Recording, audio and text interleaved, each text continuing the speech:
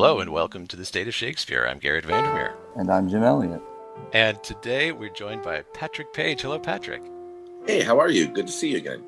Very good to see you too. Thank you for being here. It's my pleasure. Thank you, Patrick. Patrick Page, as a young child, watched his father perform Shakespeare at the Oregon Shakespeare Festival in Ashland, Oregon, and the theater bug took hold. His career on stage is long and illustrious, so I'm not going to do the whole thing. We'll keep it focused on Shakespeare mostly. His Broadway credits include Hades and Hadestown, many others including Declus Brutus and Julius Caesar and Scar and The Lion King. Other New York credits include Cymbeline and Cymbeline for the New York Shakespeare Festival, The Cardinal and the Duchess of Malfi at the Red Bull Theater, Almerle and Richard II, directed by Stephen Berkoff at the Public Theater. Patrick is an associate artist of the Old Globe Theater, where his roles included Malvolio. He's an affiliated artist with the Shakespeare Theater Company in D.C., where roles include Prospero, Coriolanus, Macbeth, Claudius, and Iago. He has been acknowledged as one of America's foremost classical actors by the Wall Street Journal and the New York Times. Other regional credits include the 6 years at the Utah Shakespeare Festival, Oregon Shakespeare Festival, La Jolla Playhouse, Paper Mill, Seattle Repertory Theater, Long Wharf Theater, and I can go on and on and on.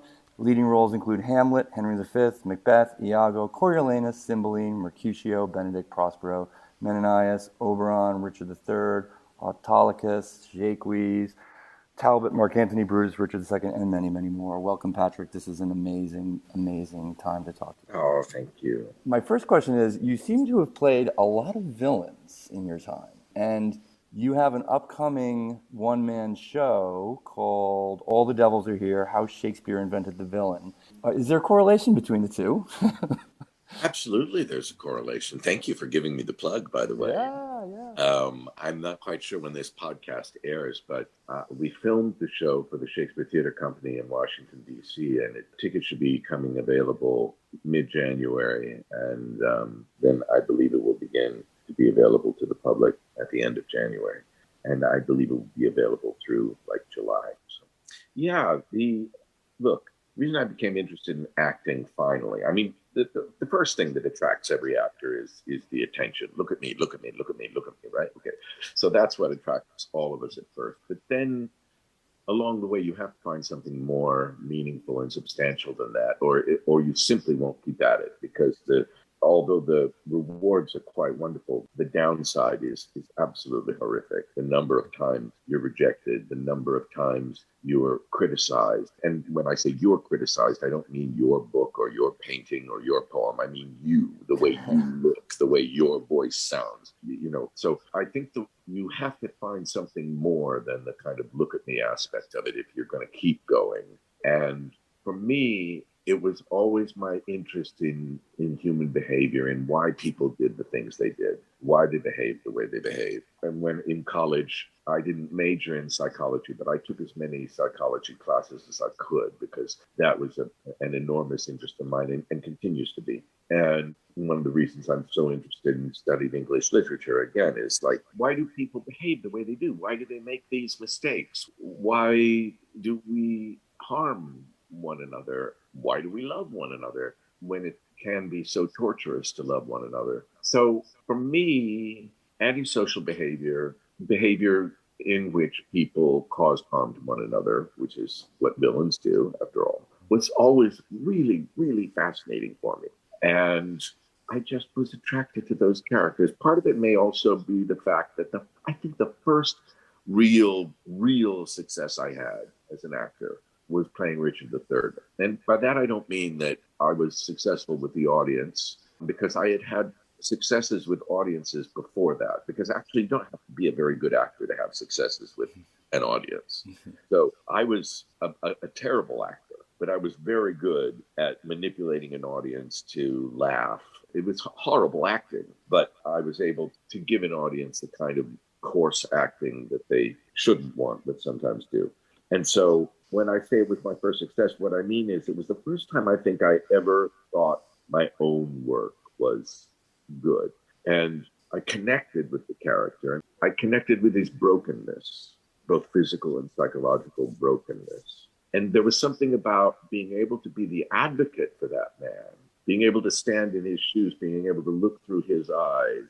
And although the audience would then see a man who does terrible things, they might also see why the man did terrible things, not excuse those terrible things, but understand how someone might behave in that way. And certainly humanizing a villain upgrades the tragedy or the drama or the conflict, because you're not up against a two-dimensional person, you're up against an actual person, and that complicates things. Yeah, and I think it's, with the show I'm doing now, I frankly think that looking at the nuances of a person's life, looking at the causes of what we might call evil, is really important, because we're in a period where people tend to, I even see a lot of intelligent and even decent people on social media calling other people pigs or assholes. In other words, reducing them to animals or parts of the body, or they call people rats, they call people scum.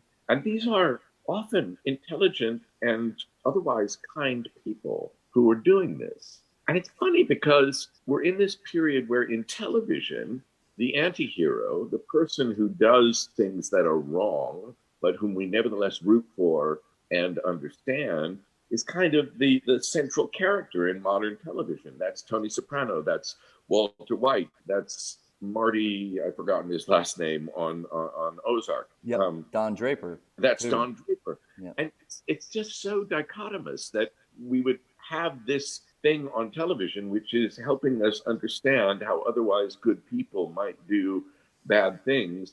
And yet in our public life, we tend to separate people into categories of good and bad, depending on our political stand. So my show is hopefully a way of delving a little bit deeper into that.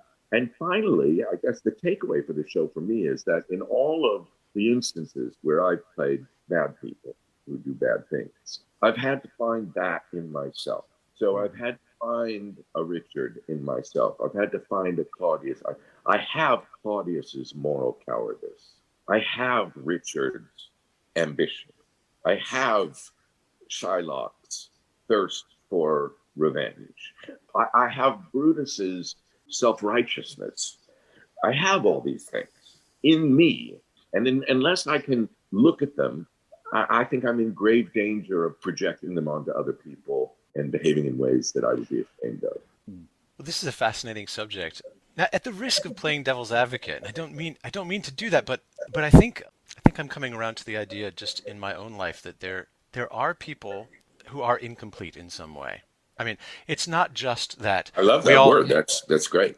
It's not just that we all contain multitudes and we contain the aspects of what it is to be human in different proportions, but I believe that there are people who simply are incomplete in that they may lack the ability to be empathetic, for example, or they may simply lack humility, or they may lack shame in some fundamental way, and that makes it impossible to relate to them on those terms. Yeah, you're absolutely right, and that's actually sort of the climax of my show, or it's nearly the climax of my show. The very first villain, let us call him, with a conscience in the history of literature or art is Claudius. Shakespeare made a couple of stabs at it early on. He tried to give Richard III a speech of conscience, and you can sort of see the horse falling over as it tries to leap over whatever that thing is called, the horse's leap over. And the conscience speech isn't convincing in Richard III. But, Shakespeare was 27 when he wrote that. So let's give him a break. But Claudius's conscience is complete, absolute. His speech of conscience is so overwhelming and so true that Shakespeare got to the point where he could write a man who was as toxic as any character ever written. Indeed, Claudius's toxicity runs through the whole of Denmark, which is the world of the play. Denmark is rotten because Claudius is rotten. It's a blood disease. His evil is. And yet, he is overcome with conscience, unable to act on that conscience, unable to change his behavior, but he does have a conscience. Immediately after which, Shakespeare says, is it possible that some people have no conscience whatsoever? And the answer is Iago. And Iago has no conscience. And I played Iago twice, and the first time was a real failure for me. Now, it wasn't a failure for the audience. It is impossible to fail as Iago. my Aunt Eileen could play Iago, and she would have a success with the audience because the role is written in such a way you can't fail at the role of Iago, and you can't fail at the role of Cyrano de Bergerac. They're the two roles you cannot fail in with the audience. But the first time I failed because I didn't believe in what I did. The director and I were somewhat at odds about the meaning of why Iago did the things he did. The reason I chose for why Iago did the things he did was wrong.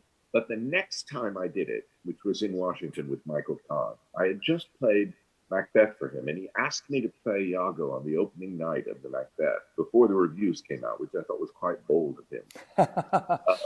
And the first question he asked me, and it was a year before we were to go into rehearsal, was, do you think Iago is a sociopath? And I said, I don't know, because I don't know what that is.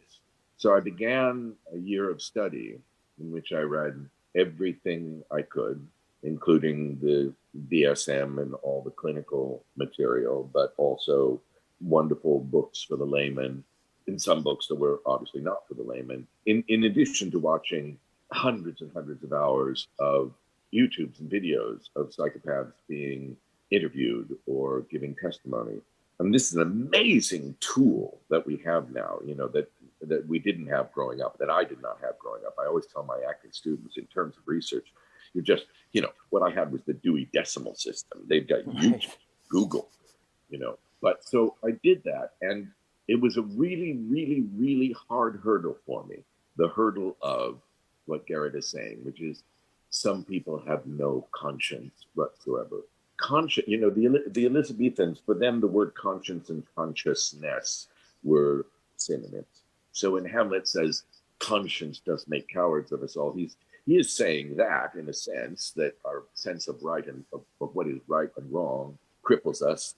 But actually, that's not true. If we know something is to be absolutely right, we can act upon that right. If we know something is absolutely wrong, we can act upon that or avoid that action. What Hamlet's really saying is consciousness makes cowards of us all. My little dog, Georgie, she has no trouble carrying out any stupid action because she has no consciousness. Right. And she certainly has no guilt. She knows how to behave if she's caught, but if she's not caught, she's not feeling any guilt about it. So she doesn't have consciousness in the sense that we do. And it's the human thing that stops us in our tracks, right? Claudius says, I stand as a man to double business bound. I stand in pause where I should first begin and both neglect. That thing of like, there are two alternatives and I don't know which one to take. That consciousness, the fact that we split ourselves into two beings and have two opposing views of what might happen, we're able to see two roads, that cripples our action. And that's what Hamlet's about largely. But to imagine someone who doesn't have that, who doesn't have the ability to feel guilt, shame, who has no empathy, that was a really, really hard thing for me as an actor to accept. And my guess is it was a hard thing for Shakespeare as a playwright to accept. Mm-hmm. Remember, we're talking now 1605. Shakespeare had been writing for a long time. He'd been writing for at least 12 years by the time he gets to Othello. And he's observed a lot of human behavior. And he's not like us. He's not like us. He's a different species than we are. When he sees human behavior, he understands it down to the root. He has an ability to get behind the person's eyes and see out through them. So to accept, clearly having met a person or people who had no conscience and no empathy, Shakespeare was then able to write one. And once I had that diagnosis, Michael's question was, is he one? I studied, eventually made the diagnosis. Yes, he is one. Once I had that correct diagnosis for Iago, I'm afraid playing the character was, I feel ashamed saying so, but it was terribly easy. Iago's the only character I've ever played where you don't have the anxiety before the show of that you may not feel what is necessary. Because every actor knows when you go out and play Cyrano, or you go out and play Romeo, or you go out and play Hamlet, you say a little prayer to the gods to say, please come to me. Let me feel the moment. Let me feel it, because I don't want to fake it, and I'm not going to fake it if I can help it. So please let me really feel when I go out there. With Iago, of course, you don't have to say that prayer because he feels nothing. Absolutely. Absolutely nothing. He pretends to feel things. So it's a great relief to walk out on stage knowing that you don't have to feel a damn thing. There's a wonderful line that Iago has where he's in the beginning of his first soliloquy, and he reveals himself as a psychopath in the first line, his very first soliloquy to the audience after Rodrigo leaves. And he's told Rodrigo to go sell all his land so they can go to Cyprus together. And of course, Iago's going to take all his money. He turns to the audience and he says, "Thus do I ever make my fool my purse. I do this all the time." Right. Now, that's a psychopath admitting. I've had people argue to me that Iago's motivation comes from jealousy, just as Othello does, that he actually believes Othello slept with Emilia and therefore he's going to take him down. I have a very, very talented actor friend who played it in that way, and even Ian McKellen says he played it in that way. I find that completely irrational because there are so many other things that Iago does besides what he does to Othello, what he does to Cassio, what he does to Rodrigo, what he does to Desdemona, what he does to Emilia. These are the actions of a psychopath. So the very first thing he does is, if you were saying, what's his intention in this moment? What's his action? What's he doing? He's clearing up a misunderstanding. He turns to the audience and says, "Oh, just so you know, I do this all the time. Right. So you know, thus do I ever make my fool my purse. For I mine own gained knowledge or profane if I would time expend." And here's the wonderful line. "With such a snipe," now listen to this one verse line, "but for my sport and profit I hate the more." Now, that's one verse line, a regular verse line, incidentally. It has no turbulence in it whatsoever. "For my sport and profit I hate the more." Now, what's remarkable about that is every actor, when he gets to that line, feels that he must somehow summon up some kind of emotion for "I hate the more." So you watch the actor go, "But for my sport and profit, I hate the more," right? But now you've completely destroyed the verse line.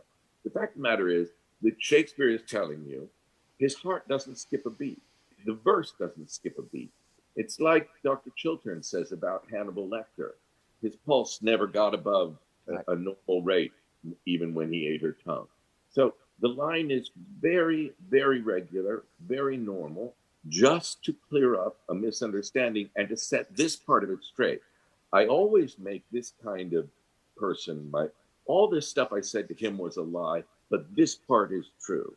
"For I mine own gained knowledge would profane, if I would time expend with such a snipe, but for my sport and profit I hate the more. And it is thought to twixt my sheets he's done my office. I know not if it be true, but I from mere suspicion in that kind will do as if for surety. He holds me well, the better shall my purpose work on him." So just every single line in the play adhered to and conformed with the diagnosis of psychopathy. And once I had that, to Gerritt's point, yes, there are people, and then the question is, what do you do about it? That was my question. Going back to your original point, making the villain human, or finding that end to a villain. How do you find an end to Iago? Well, for me, the word psychopathy and sociopathy were basically used interchangeably for the first 20 years of since the word sociopath kind of emerged. And then later on, psychiatrists, many of them, not all of them, there's still a lot of disagreement about this. There were a lot of psychiatrists who were unwilling to face the possibility that someone might be born essentially evil. They felt there had to be some kind of something that happened to them, the behaviorist idea.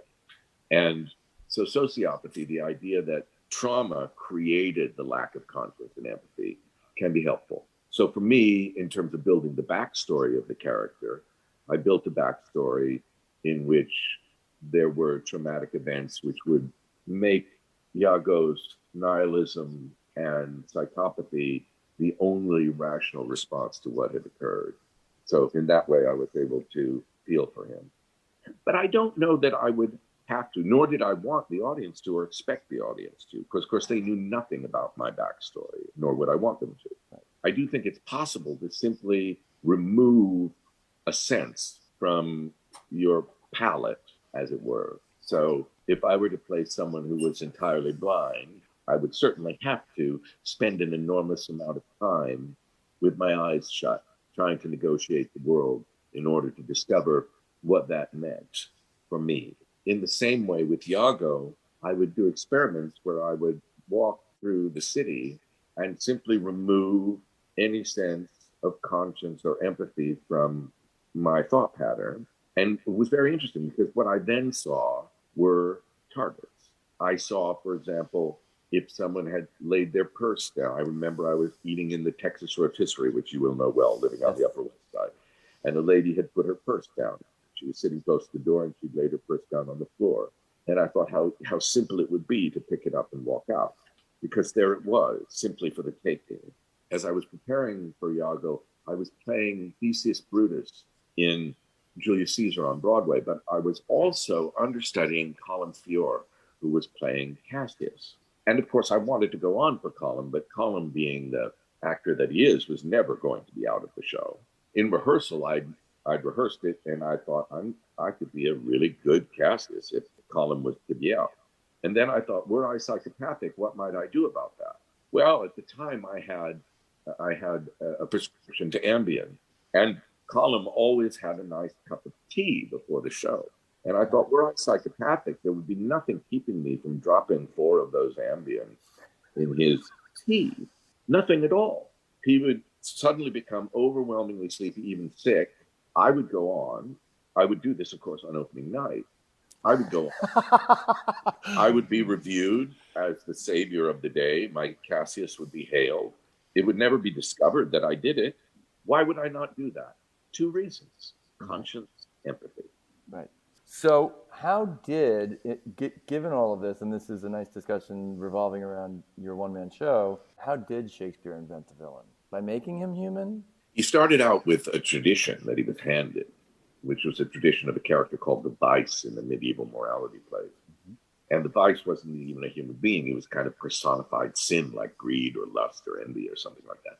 And it was a very, very, very popular character, probably the most popular character in the plays, because he spoke directly to the audience, and he was anarchic. So he was funny and he was mischievous. And, you know, we all love those characters.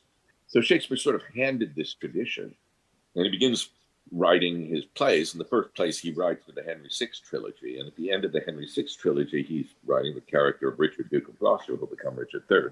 And he basically takes the Vice character and he sort of humanizes it. And he takes the vice of ambition and he puts it in a human being, which is Richard, Duke of Gloucester. And Richard speaks directly to the audience as the Vice does. And this, of course, is massively successful and requires another play. And he writes Richard III, which is massively successful and remains to this day, over 400 years later, one of the most virtuosic roles.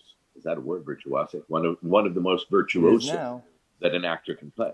Every actor worth his salt wants to play Richard III to this day. That's how good the role is. Mm-hmm. He was also handed another tradition, which was the Elizabethan art of physiognomy, which was their belief that you could essentially tell an evil person by looking at them. For example, Moors, people with dark skin, were apt to be bad people. Jews were bound to be bad people. People who were disabled or deformed at birth were likely to be bad people.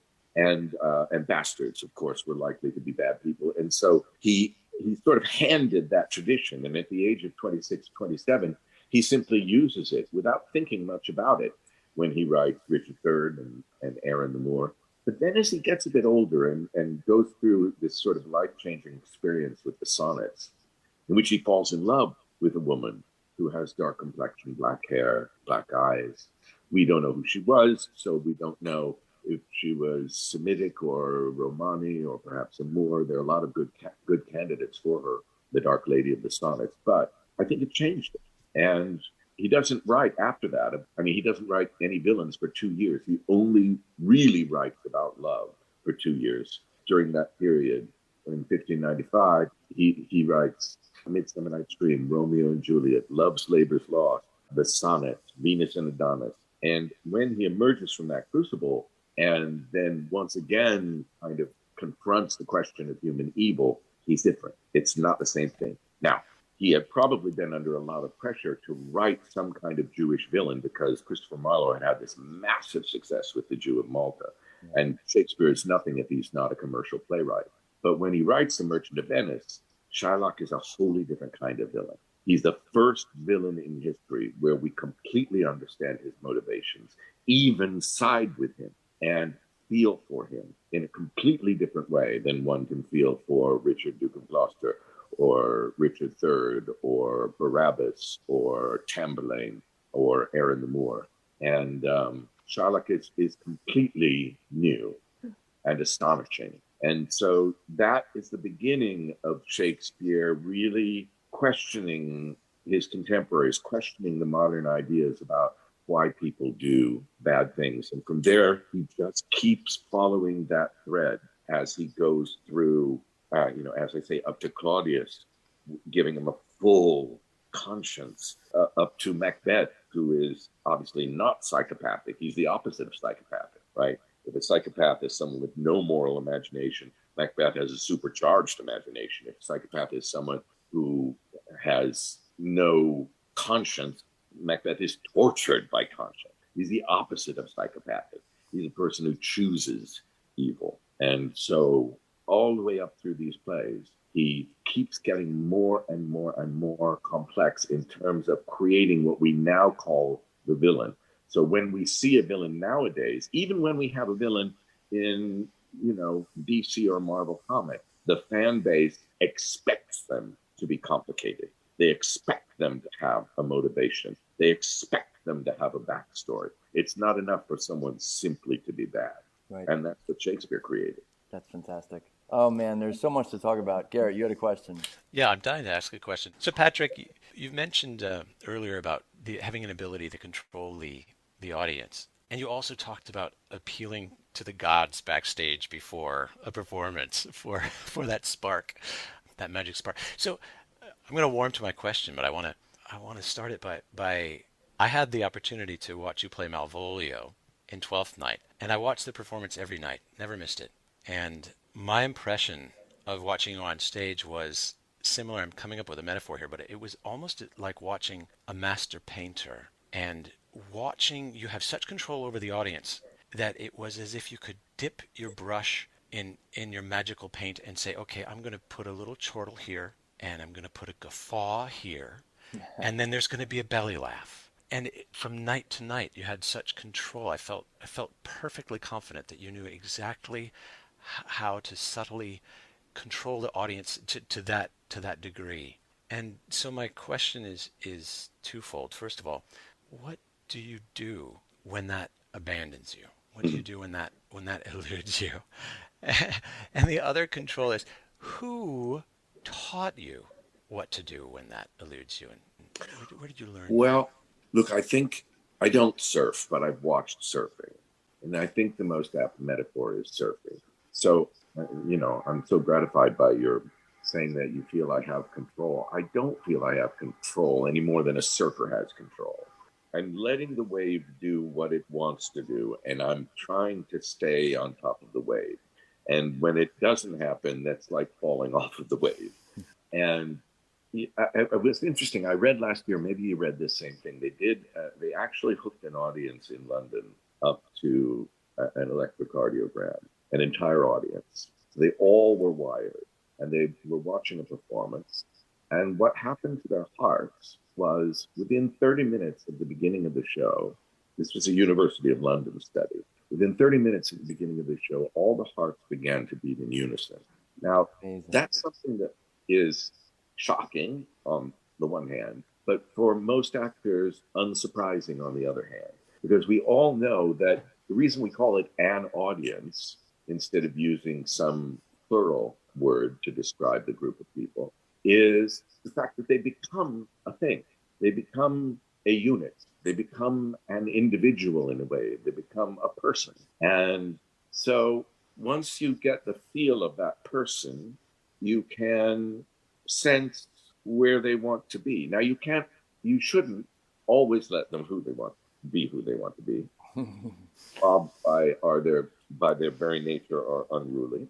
Groups of people by their very nature are unruly. An audience less so because they have an agreement coming in. I mean, they've all agreed, for example, to all sit in the same direction and face the stage. That's a big agreement, which establishes conformity right at the beginning. And then they have all kinds of other agreements that they've made with the actors.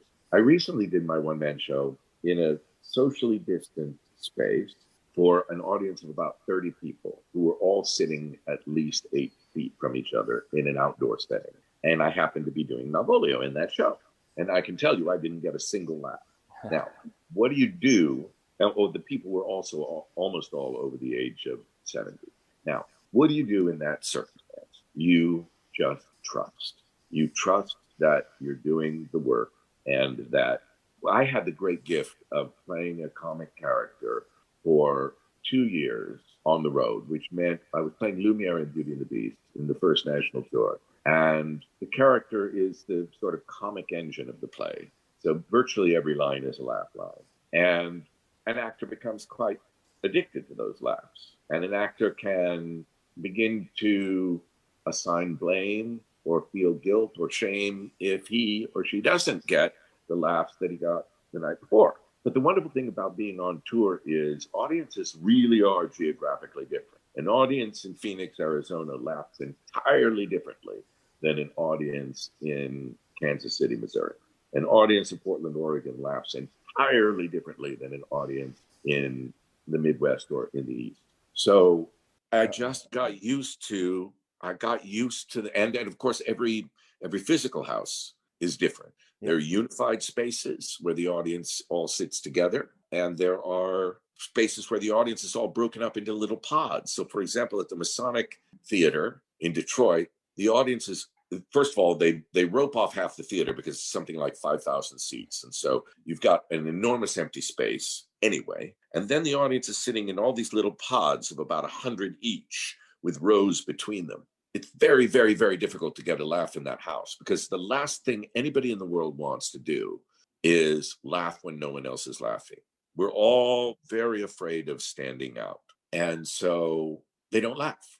At a theater like the Gamage Auditorium in Phoenix, which was designed by Frank Lloyd Wright, it's completely unified. The audiences, there are no aisles. You come in on the sides where the doors are, and there are no aisles whatsoever. There, it's very easy to get a laugh because the audience is one unit. So I've learned to listen enough to stay on top of the wave, but to not judge and to not feel anything when they're not laughing. Having said that, doing Malvolio for people without a single laugh, and that was, I had injured my shoulder at the beginning. I had torn my tendon, done a complete tear of my tendon at the very top of that show. So I was in excruciating pain, and they weren't laughing at all. So that wasn't pleasant. Well, I would say the 8 feet separation probably was not a good thing for laughter. Yeah, exactly. And then to add to the pain of your shoulder, that doesn't sound like a fun performance. Yeah, and then it's so funny because you'll have, again, the producer, who's very, very smart and a great director, but nevertheless saying, well, you may want to find some internal cuts in Malvolio. And I'm like, you know what? Watch it with an audience first. Exactly. I don't think you can cut Malvolio too much at all. Jim, I think we have time for one more, possibly 2 more questions. I know a question I'd like to ask. Do you have another question? Well, yes. So we've just come through a very interesting time in our world. Well, we haven't come through it completely, but we're getting towards the end of it, where there was a villain involved. We don't have to go into that part of it, but I think coming out of this turbulent time with this strange psychopath in the head of this country, there's going to be an incredible theater renaissance. I think that there's going to be an explosion of creativity. It might not be until 2022, right? But I do think that we're going to see an explosion. What do you see for the next 6 months or year or moving into the future? Well, first of all, I want to just piggyback on what you said in terms of the villain of these events of January 2021. There is no question in my mind that Donald Trump is a psychopath. You can go online, if you're listening to this, you can go online and just put in Dr. Robert Hare psychopath checklist. Dr. Robert Hare was the one who created the checklist for identifying a psychopath. And you will look at it and you will be astonished, because it's a list of over a dozen characteristics, any 3 or 4 of which might indicate psychopathy. And Donald Trump has every single one of them, everyone, and not in small measure. Psychopathy is a form of malignant narcissism. So when we were talking about Iago, what causes Iago to do what he does is the narcissistic injury, the first narcissistic injury, which is not being promoted and Othello marrying Desdemona. So he's displaced in two ways from being as far as his self-image is all tied up in being Othello's most important person. And he's displaced in two ways at the beginning of the show. And that displacement has to be rectified. And so he becomes the most important person in Othello's life by the end of the play. He achieves his objective. But so yes, Donald Trump is a psychopath. Number two, I don't think that's the main villain in the story. Shakespeare was really clear about one thing from the beginning of his career to the end. So starting in the Henry VI plays with Jack Cade, moving through Julius Caesar and to Coriolanus, he was always clear that the energy of the mob was the most dangerous thing, and that they were fickle, that they could be manipulated. And he saw that so clearly. Donald Trump is nothing without his mob and without his enablers. Plays like King Lear and The Winter's Tale are very much about the enabling of the tyrant. You know, the problem Paulina has in The Winter's Tale is that none of the men will stand up to Leontes. Right. They could shut it down right at the beginning. Camillo, Antigonus, they could shut this down, but they don't. And Jeffrey Wilson talks about that in his book. What's that? Have you read the Jeffrey Wilson book on Trump, the Shakespeare and Trump? I'm just starting to read it now. I haven't read it yet. He talks about the mob. He talks exactly what you're saying. Yep. So that, I think that's the main villain. And that's why these actions that the social media companies have taken, far from being censorship of constitutionally protected speech, are essential steps in terms of restoring democracy. These people have always existed. When I was a kid, I would go to the state fair, and the John Birch Society had set up their little booth, and they would have all these terrible lies about, you know, the Rothschilds trying to rule the world and all kinds of anti-Semitic stuff. But they were isolated. They didn't have a platform where they could spread this stuff to everybody.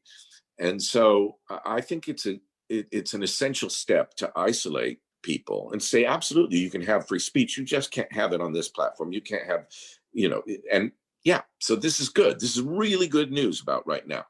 Second part of your question was your real question, but I've now forgotten it. It's what's going to happen in the theater world. It's going to be an explosion of creativity, I think. I hope. I believe the theater world will, as you say, there'll be I know that all I want to do once things open up is go to London, go to Paris, go to Prague, go to Disney World, go to the theater, go to a concert, go to a museum. I think you're right. It's going to be like the Roaring Twenties. That will create an appetite for a lot of work. What that work is going to be like, what new plays are going to be, I'm not sure. There's a dangerous kind of self-censorship going on in the theater right now. And I hope that these events and this pause button will put that into perspective, and that we'll stop censoring ourselves, and that we'll begin to stop writing plays for people who agree with us and begin posing ourselves real questions that we don't have the answers to. Shakespeare never wrote a play in which he had the answer to the problem he posed or the problems he posed. I just taught a 12-week course on King Lear, and the question at the heart of King Lear really is a question about nihilism. It's about whether or not life has any meaning. It's about whether hierarchical structures are necessary or valuable, or whether they're more dangerous than they are conducive to good. Hierarchical structures in government and in family. And those were all questions that he didn't have the answers to. And so he's able to very even-handedly go back and forth. And by the end of it, you're in the middle of this great question. I was going to say dilemma, but it's more than 2 points of view. So you're in the middle of this great predicament.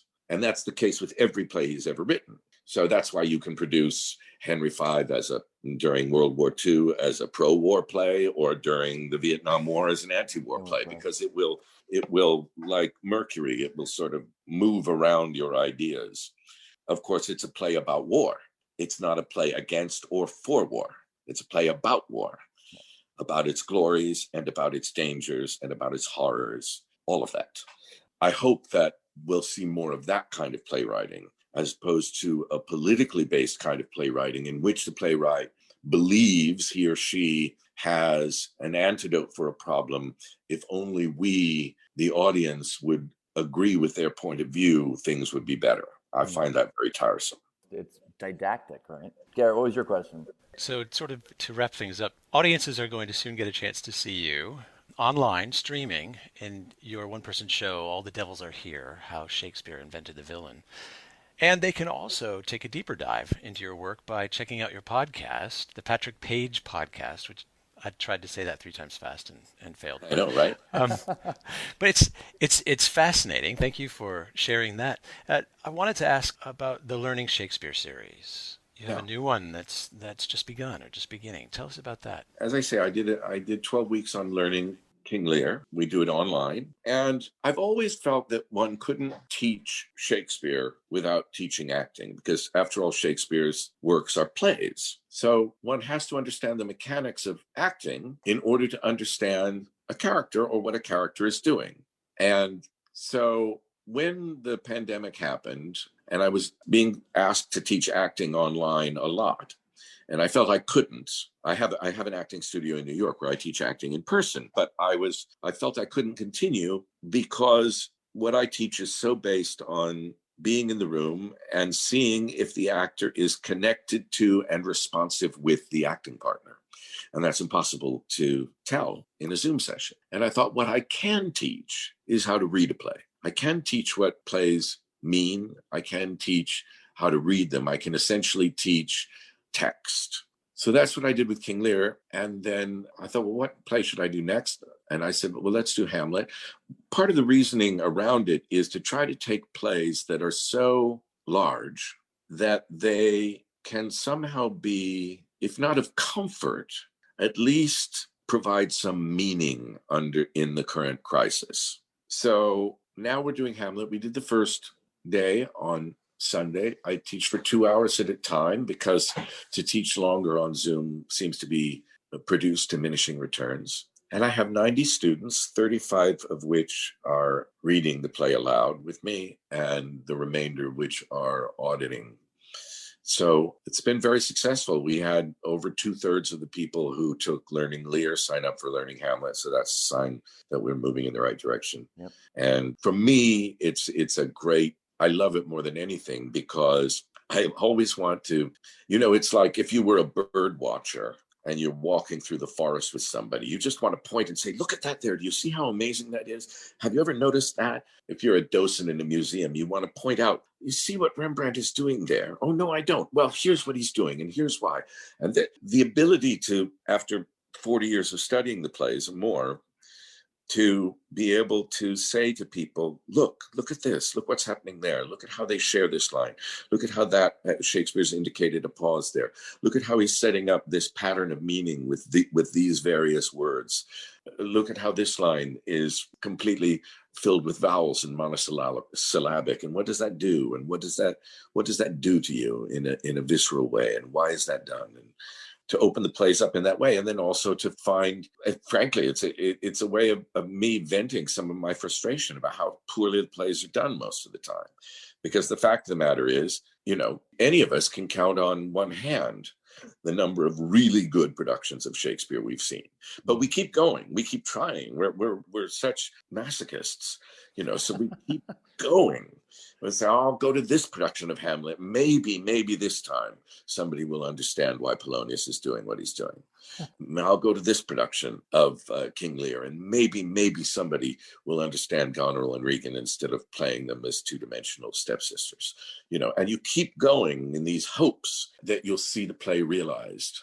So for me to be able to say, here's what I think is going on here, which is obviously completely subjective, but based on a lot of objective reading and data, is wonderful. I want to take the class. Yeah, you can drop in anytime. Patrick, this has been a delight to talk to you. Thank you very much for taking the time to join us. Thank you. Great to talk to you. Bye-bye. Thank you, Patrick. Thank you. I'm Gerritt Vandermeer. And I'm Jim Elliott. And thank you for listening to The State of Shakespeare.